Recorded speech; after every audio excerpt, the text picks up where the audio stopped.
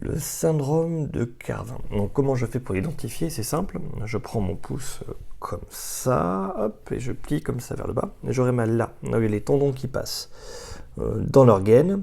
En gros, il y a des tendons, l'extenseur du doigt, qui passent dans une gaine, donc qui est là pour protéger normalement. Et dans cette gaine, il y a du liquide synovial qui passe pour faciliter le glissement.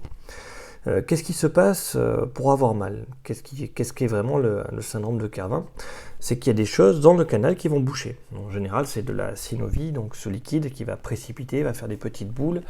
L'inflammation va être là, ça va faire de la fibre et ça va bloquer, empêcher que ça bouge normalement. Donc la première chose à faire, c'est quoi? C'est remettre la circulation de liquide. Pour remettre la circulation de liquide, il faut créer de l'espace. Et pour créer de l'espace, tu peux faire du palper-rouler. Donc je palpe et je roule à cet endroit-là, ça fait un petit peu mal. Tu peux prendre, hop, comme ça, et rouler. Je palpe et je roule. Je palpe, donc je prends le pli de peau, on voit pas bien, comme ça, un peu. Je palpe et après je fais un roulé. Je palpe et je roule. Ça fait un petit peu mal et tu vas retrouver de la souplesse. Avec de la souplesse, de l'espace entre les tissus. Et après, il faut que tu identifies ce qu'il ne faut pas faire. Donc là, tu redonnes un peu d'espace, les liquides vont circuler, ça ira mieux.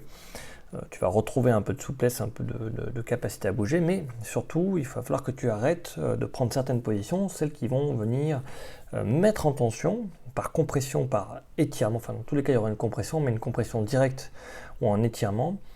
Et en général, ce sera donc à la flexion du poignet, hop, avec une inclinaison, donc soit d'un côté, soit de l'autre.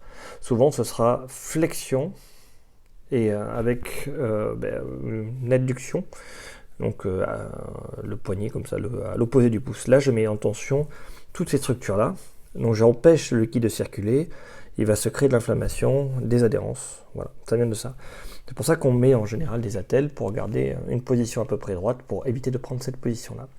Il faut faire attention à comment est-ce qu'on dort et le travail qu'on fait pour éviter tout ce qui peut comprimer cette zone-là. Je récapitule. Syndrome de Carvin, c'est ça et ça, tac, pour l'identifier. Il faut faire un peu de palpé-roulé pour enlever l'inflammation, redonner de l'espace. Après, attention, il y a un truc en flexion avec une inclinaison de ce côté-là. Tu dois faire quelque chose là, des deux côtés, comme ça. C'est un peu bizarre comme position, mais c'est ça. Et c'est ce truc-là, cette position-là, qui va t'empêcher de fonctionner normalement et provoquer cette douleur.